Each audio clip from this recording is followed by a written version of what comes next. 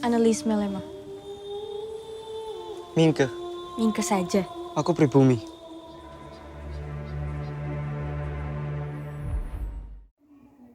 Assalamualaikum warahmatullahi wabarakatuh.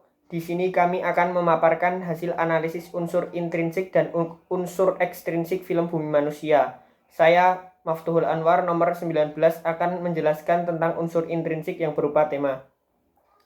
Tema film Bumi Manusia yang diangkat dari novel karya Pramudia Anantatur ini bercerita tentang kisah percintaan seorang pemuda pribumi Jawa dengan seorang gadis keturunan Belanda dan perjuangan di tengah pergerakan Indonesia di awal abad 20. Berikutnya akan dijelaskan oleh teman saya. Saya Fitria Sidiki, di sini akan menjelaskan tentang unsur intrinsik penokohan dari film Bumi Manusia. Yang pertama ada Mingke, yang diperankan oleh Iqbal Ramadan. Mingke adalah seorang bangsawan yang sangat cerdas dan memiliki bakat dalam menulis dengan menggunakan bahasa Belanda. Ia juga seorang pelajar di sekolah HBS, yaitu salah satu sekolah bergengsi pada zaman itu. Ia memiliki watak yang sangat cerdas, berjiwa berbumi, dan seorang priayi. Mingke merupakan tokoh utama dalam film ini. Lalu yang kedua ada Nyai Antasoroh yang diperankan oleh Ine Febrianti. Nyai Antasoroh memiliki nama asli Sanikem. Ia adalah istri dari Tuan Melema, yaitu seorang bangsawan Belanda pada zaman itu.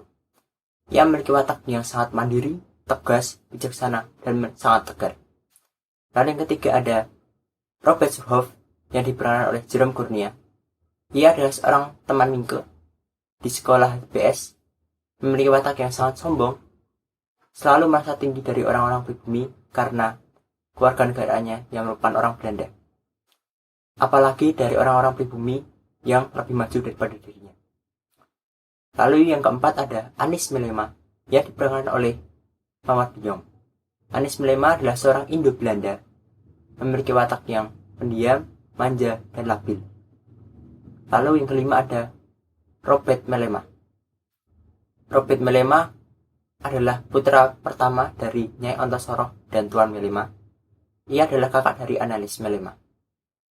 Ia memiliki watak yang sangat egois dan sangat-sangat tidak bermoral. Bahkan ia membenci ibunya sendiri karena ibunya seorang pribumi.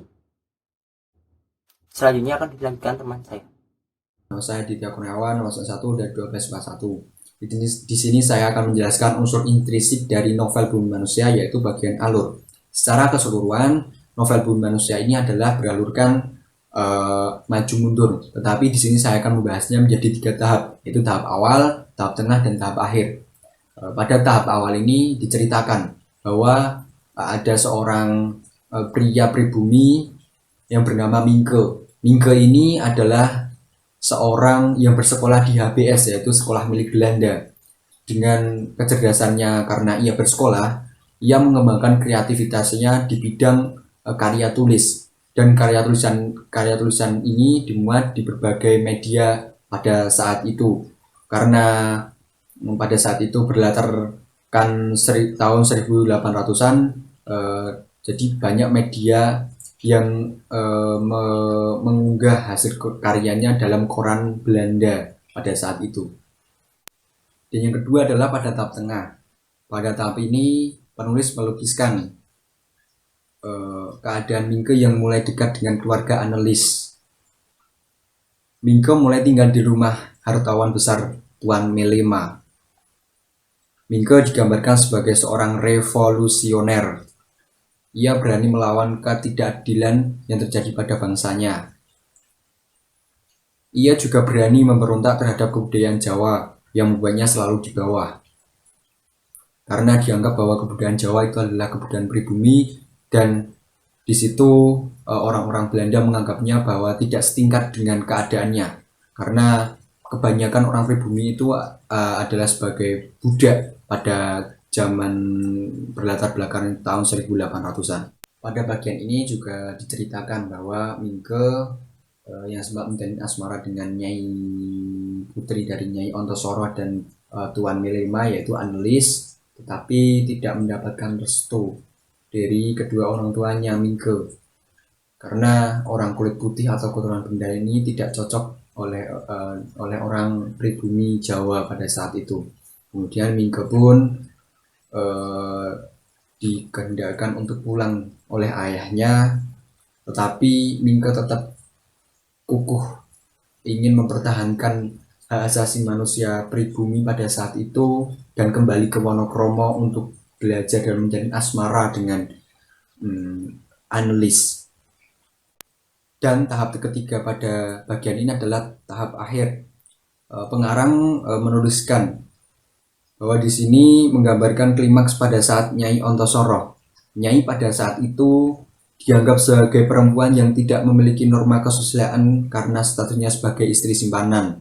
Sebelumnya, karena Nyai Ontosoro ini adalah sebagai istri simpanan dari Tuan Melema. Statusnya sebagai Nyai telah membuatnya sangat menderita karena ia tidak memiliki hak asasi manusia yang sepantasnya Nyai Ontosoro dapatkan. Untuk melawan penghinaan, kebodohan, hanyalah dengan belajar. Mingke menjalin asmara dan akhirnya menikah dengan Annelies, anaknya dari Nyai Ontosoro dan Tuan Melema. Di bagian ini juga diceritakan bahwa tokoh utama yaitu Mingke dan Annelies Melema berpisah di akhir cerita karena Annelies dibawa ke Belanda oleh istri pertamanya Tuan Melema. Akhir cerita asmara antara Mingke dan Annelies pun berakhir perpisahan, tetapi perpisahan itu menjadikan semuanya menjadi indah. Mungkin cukup sekian untuk intrinsik yang dapat saya sampaikan. Untuk selanjutnya akan disampaikan oleh teman saya. Saya, Galen Jayantoro, nomor absen 12, akan menjelaskan latar atau setting bumi manusia. Setting atau latar dibagi menjadi 3, yaitu latar waktu, latar tempat, dan latar suasana. Masuk yang pertama, latar waktu. 7 September 1898, hari Jumat Legi, saat Karnaval Ratu Belanda. Pagi hari, buktinya, tanpa mengetuk pintu, Robert Surov masuk ke kamarku. Siang hari, ketika Annelies mengajak Mingke jalan-jalan di ladang dan kandang. Malam hari, Robert Surov makan malam dengan lahap seperti belum makan 3 hari. Selanjutnya latar tempat. Surabaya, buktinya yaitu jauh pula 11 atau 12 mil dari tempatku, Surabaya. Wonokromo, buktinya yaitu orang-orang desa ke kota, jalan raya Batu Kuning itu lurus ke Wonokromo. Rumah Babah Asong. Lihatlah ke kiri, itu rumah plesir Babah Asong. Yang selanjutnya, rumah Tuan Melema. Suka kau di sini kan Mingke? Selanjutnya latar suasana. Yang pertama, kagum, buktinya di depan kami berdiri seorang gadis berkulit putih halus berwajah Eropa bak seperti ratu. Yang selanjutnya gelisah, buktinya mengapa kau sembunyikan nama keluargamu? Jawabku dengan gelisah. Senang, buktinya kalau begitu kau tentu suka datang lagi kemari kan? Ketika juga saat pernikahan Mingke dan Annelies. Tegang ketika proses persidangan untuk menentukan hak untuk Annelies. Yang terakhir, terkejut, buktinya aku kau katakan cantik. Annelies pun berteriak memanggil mamanya. Selanjutnya akan dilanjutkan oleh teman saya. Saya Anandia Kusumawardani nomor 15 akan menjelaskan mengenai unsur intrinsik berupa amanat. Film Bumi Manusia diangkat dari novel karya Pramudia Anantatur yang dilatar belakangi oleh pergerakan Indonesia pada awal abad ke-20. Simbol bumi manusia adalah penindasan terhadap masyarakat pribumi dengan munculnya ketidakadilan yang didapat oleh seorang wanita pribumi yang digambarkan pada sosok Nyai Ontosoro. Bumi Manusia menceritakan tentang perjuangan, pergerakan, dan semangat pemuda Indonesia untuk menegakkan keadilan di masa tersebut. Pengarang menyeru kepada pemuda-pemudi Indonesia agar tetap memiliki semangat tersebut walaupun sudah tidak ada penjajahan kolonial. Seorang terpelajar harus juga berlaku adil baik sejak dalam pikiran, apalagi dalam perbuatan. Berikutnya akan dilanjut oleh teman saya. Saya Farel Faustila Arkan, nomor 10 akan menjelaskan unsur intrinsik berupa gaya bahasa dari film Bumi Manusia. Gaya bahasa yang digunakan banyak menggunakan kata atau bahasa asing dan istilah-istilah seperti radikal, golongan liberal yang menentang pemerasan kolonial. Dalam penggunaan gaya bahasa ini terdapat banyak majas-majas seperti personifikasi. Namun pada hal ini ingin menunjukkan bahwa gaya bahasa dapat digunakan sebagai ideologi. Film Bumi Manusia ini merupakan film bergenre sejarah yang mengandung gaya bahasa metafora dan gaya bahasa personifikasi sebagai wadah ideologi. Berdasarkan hasil terdapat 4 klasifikasi gaya bahasa metafora, yakni antropomorfik, metafora binatang, sinestesia, serta metafora abstrak ke konkret. Sedangkan gaya bahasa personifikasi memiliki 5 klasifikasi, yakni pendidikan, patriotisme, sarkastik, ketidakadilan, dan adjektiva. Ideologi yang terkandung dalam gaya bahasa perbandingan metafora dan personifikasi yakni ideologi humanisme atau kemanusiaan. Ideologi tersebut memfokuskan permasalahan kekuasaan, bentuk-bentuk penindasan, serta memperjuangkan harkat dan martabat manusia pribumi dalam film Bumi Manusia tersebut. Banyak hal-hal yang diperjuangkan yakni pendidikan, rakyat pribumi, dan keluarga. Berikut adalah contoh dan bukti kalimat dari beberapa gaya bahasa seperti metafora dan personifikasi. 1. Metafora binatang. Jika benar aku diserahkan pada raksasa kulit putih berkulit biawak ini. 2. Sinestesia.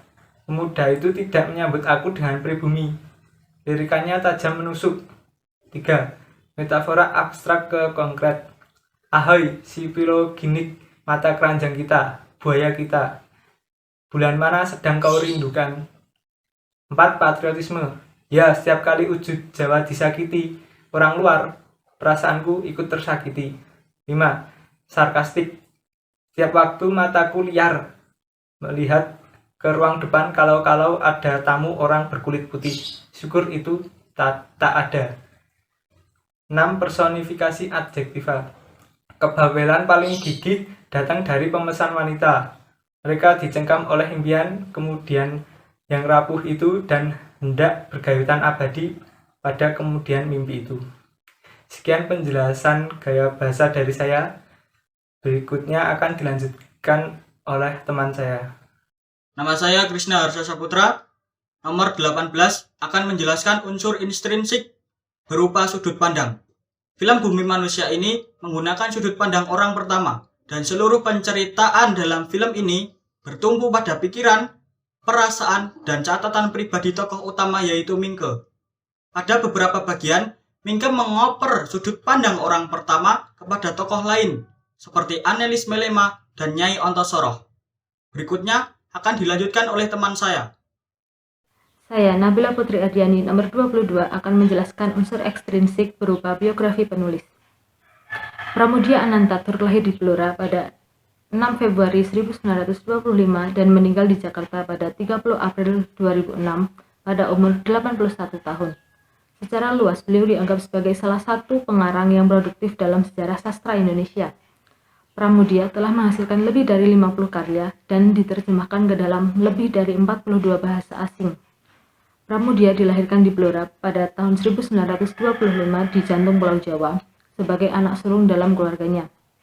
Ayahnya adalah seorang guru dan ibunya seorang penjual nasi. Nama asli Pramudia adalah Pramudia Ananta Mastur, sebagaimana yang tertulis dalam koleksi cerita pendek semi autobiografinya yang berjudul Cerita dari Blora. Karena nama keluarga Mastur, nama ayahnya dirasa terlalu aristokratik. Ia menghilangkan awalan Jawa Mas dari nama tersebut dan menggunakan Tur sebagai nama keluarganya. Beliau mengenyam pendidikan sekolah dasar di Institut Budi Utomo di Blora. kemudian melanjutkan di Sekolah Teknik Radio Surabaya pada tahun 1940 sampai 1941. Kemudian melanjutkan sekolah di Taman Siswa pada 1942 sampai 1943. Kemudian beliau mengikuti kursus di Sekolah Stenografi pada 1945 sampai 1946. Kemudian beliau melanjutkan kuliah di Sekolah Tinggi Islam Jakarta. Cerita ini terinspirasi dari sosok Bapak Pers Nasional Raden Mas Cokromono Tirto Adi Surjo pada 1880 sampai 1918. Tokoh Minke terinspirasi dari kisah nyata beliau. Sekian pemaparan hasil analisis unsur intrinsik dan ekstrinsik dari film Bumi Manusia. Jika ada salah kata, mohon maaf. Wassalamualaikum warahmatullahi wabarakatuh.